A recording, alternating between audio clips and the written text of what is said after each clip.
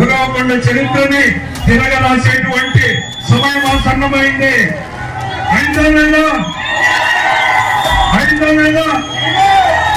బాలకృష్ణ గారి సినిమాగా డైలాగ్ చెప్పుకుందామా? History repeats.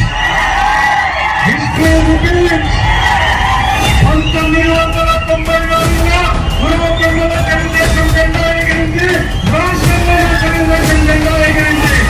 2024లో రాష్ట్రంలో అధికారం మనదే, ఉరవకొండ మనదే. 1994 రిపీట్స్ 2024.